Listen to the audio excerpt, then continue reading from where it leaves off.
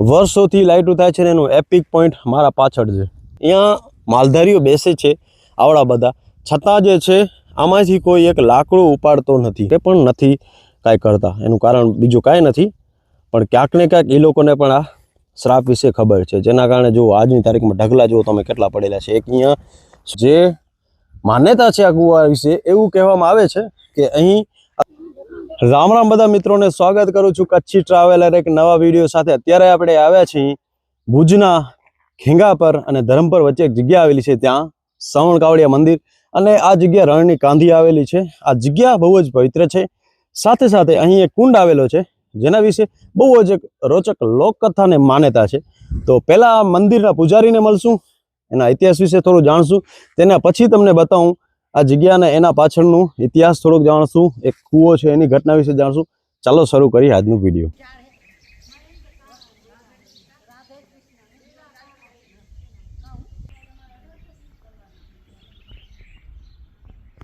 મિત્રો, આજે આપણે શ્રવણ કાવડિયા મંદિર ઉપર આવ્યા છીએ અને આપણા સાથે અહીંયા પ્રસ્તુત છે મંદિરના મહંત શ્રી સંજયગીરી. રામ રામ તમને. રામ રામ. અને થોડું આ મંદિર વિશે જણાવશો અમને?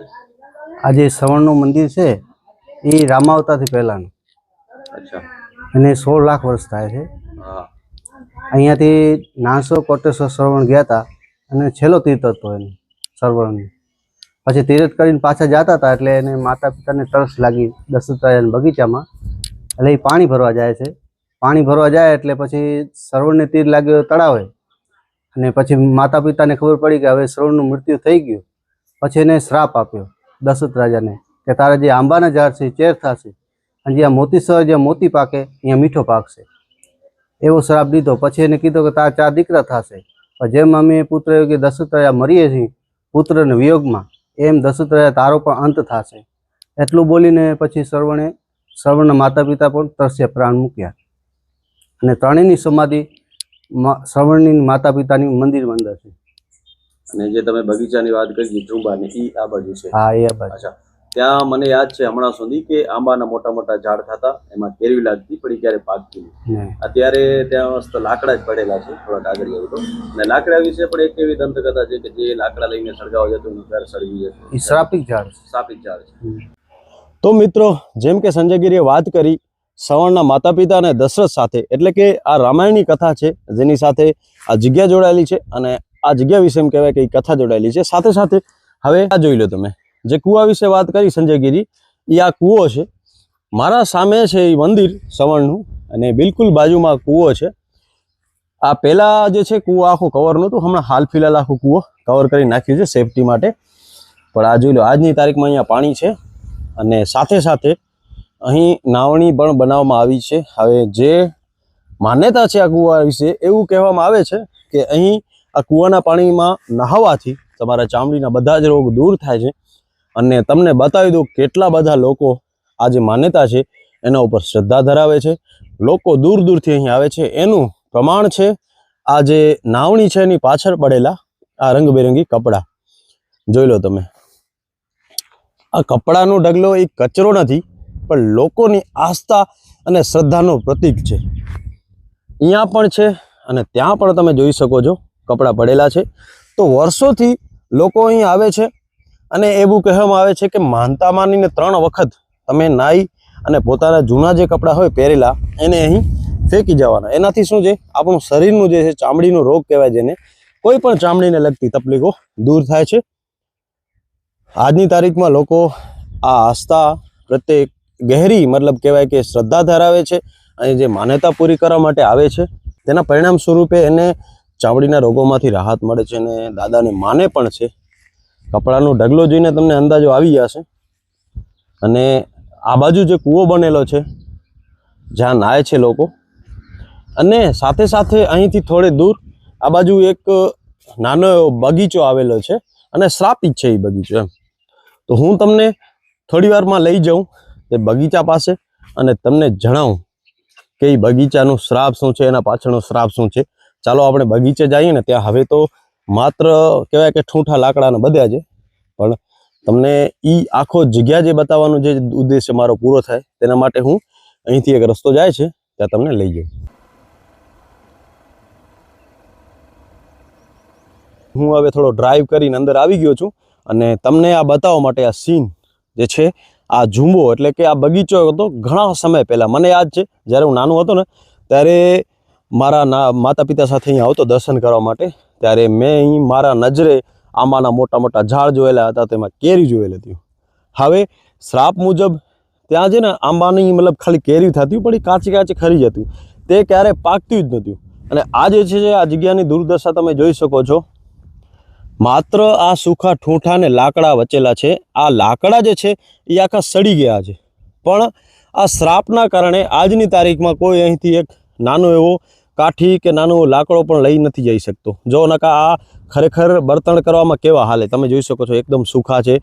ઇવન અહીંના લોકલ માલધારી જે છે અહીં ભેંસો ચરાવવા, ઘેટા બકરા ચરાવવા આવે છે, એને પણ આ શ્રાપ વિશે ખબર છે, જેના કારણે આવડા બધા લાકડા વર્ષોથી અહીં પડ્યા છે પણ કોઈ આમાંથી કાંઈ લઈ નથી જતું. એનું કારણ એ છે કે આ શ્રાપિત છે ને, શ્રાપ કંઈક એવું છે લોકવાયકા અનુસાર કે જેણે પણ અહીંથી લાકડા લઈ અને જમવાનું બનાવવાની અથવા તો તાપણી કરવાની અથવા તો ચાય બનાવવાની કોશિશ કરી છે, આ લાકડા બારીને એનું ઘર બળી ગયું છે, એના ઘરમાં આગ લાગી ગઈ છે. હવે આના ઘણા બધા કારણો અને ઘણા બધા તારણ નીકળી શકે છે, પણ ટૂંકમાં એવું કહી શકાય કે કલિયુગમાં પણ આવી કોઈ ઘટના અને આવું કોઈ સ્થાન આજની તારીખમાં રહસ્યનું અને ચર્ચાનો વિષય છે કે શું ખરેખર આજે પણ એવું હોઈ શકે. મિત્રો, આ લોકવાયકા છે, આ ઇતિહાસ છે અને ખરેખર લોકોની માન્યતા છે. તો મારા હિસાબે ક્યારે પણ કોઈ જગ્યા સાથે અગર કોઈ પણ માન્યતા જોડાયેલી હોય ત્યારે તેની સાથે ક્યારે છેડછાડ કરવી નહીં, કેમ કે તેમના પરિણામ બહુ ભયંકર આવે છે.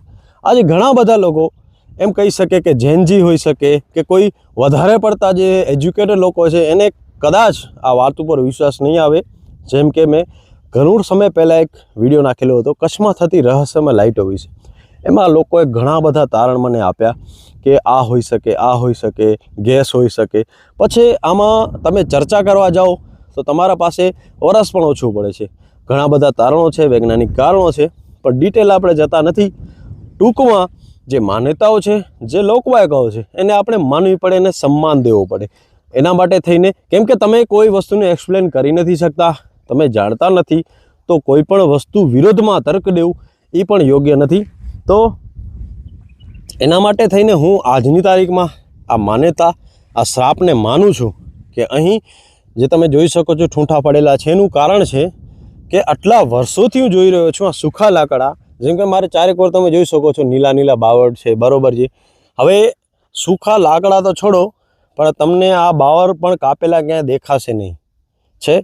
લકડહારા આવે છે, ઘણા બધા દુર્ગમ સ્થાનો પર અહીં જાય છે, અંદરની સાઈડ ડુંગરો ઉપર, પણ રણની કાંધીએ અહીંયા માલધારીઓ બેસે છે આવડા બધા, છતાં જે છે આમાંથી કોઈ એક લાકડું ઉપાડતો નથી. અને આ લાકડો વર્ષોથી આમને આમ લાકડા જોઈ છે, આમ સડી ગયા છે, પડ્યા આંબાના ઝાડ છે પડ્યા છે, પણ એક તણખું પણ નથી ઉપાડતું. એ આ ઘટનાને સાક્ષી પૂરે છે, એ ઘટનાને આ શ્રાપની, કે ખરેખર કલિયુગમાં પણ આવી ઘટનાઓ અને આવા સ્થાનો હોઈ શકે છે. કચ્છમાં આવી અઢળક જગ્યાઓ છે, અઢળક શ્રાપ છે અને એની સાથે જોડાયેલી રોચક દંતકથાઓ છે અને લોકવાયકાઓ છે. જો તમને એકવાર હું હાથમાં લઈને દેખાડી દઉં, આ લાકડો જે છે આંબાના ઝાડનું, જે અમે જ્યારે નાના હતા ને ત્યારે આવતા, આ જુઓ છે, એકદમ સૂખો છે. અને લોકો વિચારી શકે કે ક્યારેક કદાચ એવું થાય કે વરસાદ પડે ને ક્યારે સૂખા લાકડા ન જડે તો અહીંથી એ લાકડો ઉપાડીને આગ જગાવી શકે, પણ નથી કાંઈ કરતા. એનું કારણ બીજું કાંઈ નથી, પણ ક્યાંક ને ક્યાંક એ લોકોને પણ આ શ્રાપ વિશે ખબર છે, જેના કારણે જો આજની તારીખમાં ઢગલા જુઓ તમે કેટલા પડેલા છે. એક અહીંયા સૂખા લાકડાનો ઢગલો પડેલો છે, અને આ જે ઢગલા પડેલા છે ને એ મોટા મોટા ઝાડ હતા, અને આ કોઈ કાપ્યા નથી, કુદરતી રીતે આમને આમ એ ખરીને પડી ગયા છે. તમને ક્યાંય, મને નથી લાગતો ક્યાંય દેખાય છે. તમે જોઈ શકો છો આ જે ફાડા કરેલા છે આ નેચરલી છે, કોઈ પણ ઘટના અથવા તો કોઈ માણસોએ આ નથી કર્યા, પણ કુદરતી રીતે આખા ખરી ગયા છે. અને જ્યાં જ્યાં ઢગલા બનેલા છે ને ત્યાં મોટું મોટું ઝાડ હતા, મોટા મોટા મતલબ થોડા અંતરે બનેલા. આ જુઓ તમે. હવે આમાંથી ક્યાંય તમને લાગે છે કે કુહાડીના ઘા છે કે કોઈ મશીન દ્વારા કાપવામાં આવ્યું છે? તમે થડ જોઈ શકો છો આખો સહી સલામત. અને આ બાજુ કદાચ કોઈ ઝાડ દેખાય તો હું તમને એનું થડ દેખાવા એકવાર લઈ જાઉં નજીકથી, કેમ કે અગર માનવ દ્વારા કાપવામાં આવે તો આના ઉપર કાંઈક ને કાંઈક નિશાન બને, કોઈ પણ મશીનના, કોઈ પણ કુલ્હાડીના. આ થળ છે, આ તમે આખે આખો થળ જુઓ નજીકથી, આમાં કોઈ જાતનું નિશાન કરેલ નથી જેનાથી આપણે ખ્યાલ આવે, અથવા તો કોઈ ચિહ્ન નથી કે આ માનવ દ્વારા આખા ફગાવવામાં આવ્યા છે. અથવા તો હજી એક કારણ હોઈ શકે, તમે માનો તો આ જે જમીન છે એ આખી રણની મિટ્ટી છે અને આ ખારી જમીન છે. તો એવું બી હોઈ શકે કે આ ખારી જમીન છે એના પ્રભાવને કારણે આમાં જે પોષક તત્વો મળવા જોઈએ આંબાને, અથવા તો પાણી જે મળવું જોઈએ એ મળવાનું બંધ થઈ ગયું, અથવા તો કુદરતી રીતે આ ખરીને પડી ગયા. કેમ કે આ જમીન ફળદ્રુપ બિલકુલ નથી, આ પ્યોર મીઠાવાળી ખારી જમીન છે. કેમ કે મારી જે છે આ ડાબી બાજુ અહીં આ ઝાડીઓ પાછળથી રણ શરૂ થાય છે. પણ ઘણા બધા આવા કારણો હોઈ શકે, પણ આ જગ્યાને, આ જે વાતો છે આવી આની સાથે જોડાયેલી, એ આ જગ્યાને સ્પેશિયલ બનાવે છે. જોઈ શકો છો તમે આખો. હવે હું વાત કરીશ એ દંતકથા અથવા તો એ ઘટનાની. દંતકથા તો ન કહી શકી, કેમ કે ઘણા બધા લોકોએ રૂબરૂ જોઈ છે. અને તમે કદાચ મને ફેસબુક અને ઇન્સ્ટાગ્રામમાં ફોલો કરો છો તો કે વિડીયો તમે જરૂર જોયો હશે ચીરબત્તી વિશે. જે લાઇટો જે થાય છે રણમાં, વર્ષોથી લાઇટો થાય છે ને એનું એપિક પોઈન્ટ મારા પાછળ છે. આ બાવળિયા તમે જોઈ શકો છો, એની પાછળ જે રણ છે ને ત્યાંથી લાઇટો શરૂ થાય છે. અને લાઇટો 3-4 થાય છે, ઉપર નીચે થાય છે અને પછી ગાયબ થઈ જાય છે. હવે ઘણા બધા લોકો મને કોમેન્ટ કરીને ગયા કે સર આ ગેસ હોઈ શકે. તો મને જરાક તમે જણાવો કે મિથેન કે એવી કોઈ ગેસ હોય તો સતત એક જ જગ્યાએ નીકળવી જોઈએ, જેની જગ્યાએ અલગ અલગ જગ્યાએ નીકળે છે, અલગ અલગ રીતે ફ્લોટ કરે છે. ફ્લોટ એટલે તમે નોર્મલી જોશો તો ગેસ ઉપરની સાઈડ જાય, પણ આ જે ગેસ છે આમ કહેવાય કે ફ્લોટ કરે છે, હવામાં આમ આડી હાલે છે. તો એનું કોઈ હજી વૈજ્ઞાનિકો કે અથવા તો કોઈ એક્સપર્ટ હવે તારણ કાઢી શક્યા નથી. બાકી વાતો ઘણી બધી છે કે ફલાણી ગેસ છે, ફલાણી ગેસ છે. પણ આજની તારીખમાં કચ્છમાં એક બસ મોટું રહસ્ય છે આ લાઇટો. તો આ લાઇટોનો વિડીયો હું જરાક આમાં પણ એક ક્લિપ એડ કરી દઉં, જેથી તમને ખ્યાલ આવે કે આવી લાઇટો કચ્છમાં વર્ષોથી થાય છે. અને મારો ભવિષ્યમાં વિચાર છે કે એ લાઇટો ઉપર રિસર્ચ કરું અને એક ડોક્યુમેન્ટરી બનાવું, જેમાં હું પ્રત્યક્ષદર્શીના ઇન્ટરવ્યૂ લઉં અને એના વિશે આપણે જાણીએ વધારે. જેણે લાઇટો જોઈ છે, મેં તો જોઈ જ છે, પણ ઘણા બધા એવા લોકો છે કચ્છમાં જેણે વર્ષોથી આ લાઇટો જોઈ છે. ને મેં એવી ઘણી બધી કથાઓ સાંભળી છે લાઇટ વિશે, કે ઘોડા એના પાછળ દોડાવ્યા છે, અમુક સાધન એના પાછળ પડ્યા છે. પણ જેટલી તમે એ લાઇટો પાછળ જાઓ, મતલબ કે એને પહોંચવાની કોશિશ કરો લાઇટો સુધી, એટલી લાઇટ દૂર દૂર જતી રહે. આવી ઘણી બધી કથાઓ જોડાયેલી છે આ લાઇટ સાથે, આ ઘટના સાથે. અને કચ્છમાં સદીઓથી આ લાઇટો થાય છે. તો ખરેખર એકવાર આ લાઇટનો પણ મારે આખો ડિટેલ વિડીયો તમારા માટે લઈને આવ્યો છે, એક ડોક્યુમેન્ટરી ટાઈપ, જેનાથી એક્સપ્લેન કરી શકું કે ખરેખર આ વસ્તુના આ ઘટના શું હોઈ શકે. એના માટે મારો પેજ, તમે છે ઘણું ટાઈમ થાય વિડીયો જોવો છો, યાર એક કોમેન્ટ કરતાં તમને આળસ થાય છે તો કોમેન્ટ કરી નાખો. આ વિડીયો નીચે જો ફેસબુકમાં જોઈ રહ્યા છો તો પણ, અને યુટ્યુબમાં જોઈ રહ્યા છો તો પણ. અને સાથે સાથે ફોલો અને સબસ્ક્રાઈબ તો ફ્રી છે ભાઈ, એનો કોઈ ચાર્જ નથી લાગતો, તો કરી નાખો. હું આટલા બધા ટાઈમથી વિડીયો નથી નાખતો એનું કારણ એ છે કે યાર ઘણી બધી મહેનત કરું છું, ઘણી બધી આવી દુર્ગમ જગ્યાએ જાઉં છું ને નવી નવી કહાનીઓ તમારા માટે લઈને આવું છું. તો યાર એક સબસ્ક્રાઈબ દેવામાં તમારે શું જાય છે, કરી નાખો, જેનાથી ભવિષ્યમાં આપણે ઘણી બધી યાત્રાઓ કરવાની છે. ને કચ્છની એવી તમને રહસ્યમય જગ્યાઓ બતાવીશ. આમ તો આપણે અત્યારે પણ એવી બધી જગ્યાઓ બચાવી છે કે કચ્છમાં આજની તારીખમાં કોઈ પણ વ્લોગરે નથી બતાવી. એટલી બધી લોકેશનો તમને મારા ચેનલ કચ્છી ટ્રાવેલર દ્વારા જોવા મળી હશે. પણ ભવિષ્યમાં મારો એવો પ્લાન છે કે હજી હું કચ્છને વધુ એક્સપ્લોર કરીશ, વધુ તમને કચ્છના દર્શન કરાવીશ. અને કચ્છ જે છે એક દરિયો છે, જેટલો અંદર ઊંડો ઉતરો એટલા ઓછો છે, એટલે ખૂટવાનું નથી. જિંદગી આખી આપણે આ જ કરવાનું છે. કચ્છી ટ્રાવેલર તમને એક અલગ નજરિયેથી કચ્છ જરૂર બતાવશે. તો ફિલહાલ આ સ્થાનનો વિડીયો અહીં પૂરો કરીએ છીએ. અને ચીરબત્તીની મેં ઘટના તમને કીધી, બહુ જલ્દી હું કોશિશ કરીશ એના ઉપર કામ કરવાનું, કે તમારા માટે એ આખી ડિટેલ વિડીયો આવે. અને આખો હું અત્યારે લખું છું, એનું પ્રોપર આમ કહેવાય કે સ્ક્રિપ્ટ લખીને આપણે કામ કરવું છે, આમ નોર્મલ નહીં, એકદમ પ્રોફેશનલ જેમ. તેના માટે મને થોડું ટાઈમ લાગશે, પણ વાર લાગશે પણ આવશે મજા, કહેવાય ને. તો વાર લાગશે, બાકી વાટ જોતા ફોલો કરી નાખો, સબસ્ક્રાઈબ કરી નાખો. અને તમને વિડીયો જો છેલ્લે સુધી જોયો હોય તો કોમેન્ટ કરતા ના આવી હોય તો થંબનેલમાં આમ પેલો નિશાની આવે છે ઇમોજીમાં, એ ટાઈપ કરી દો. તમને જે ઠીક લાગે એ તમે ટાઈપ કરી શકો છો. હું તમારા કોમેન્ટનું દિલથી આભાર વ્યક્ત કરીશ જરૂર. અને તમને આવતા વિડીયોમાં છે ને હું મેન્શન કરીશ તમારું નામ, કે કોણે કોણે કોમેન્ટ કરી છે. તો જરૂરથી કોમેન્ટ કરો. અને આ વિડીયો કેવો લાગ્યો ને આ વિડીયો વિશે તમે પહેલાં પણ ક્યારે સાંભળ્યું હોય તો બી કોમેન્ટ કરો. અને સ્થાનિક લોકો જોઈ રહ્યા છો તો ખાસ મને જઈને ઇન્સ્ટાગ્રામ, ફેસબુકમાં ફોલો કરો, ઇન્સ્ટાગ્રામમાં છે ટ્રાવેલર વિજય, ફેસબુકમાં છે કચ્છી ટ્રાવેલર. આપણા બહુ જલ્દી 50,000 પૂરા થશે ઇન્સ્ટાગ્રામમાં અને ફેસબુકમાં 58,000 થઈ ગયા છે આજે.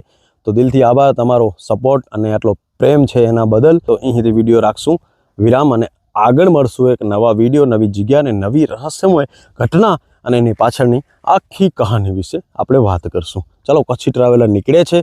કચ્છી ટ્રાવેલર, એક મારી લાઈન છે ને, જે Kutchi traveller side out from Shravan Kavadiya, Khengapar, Bhuj, Kutch. જય હિન્દ, વંદે માતરમ, હર હર Mahadev. See you in the next video. Thanks for watching this video.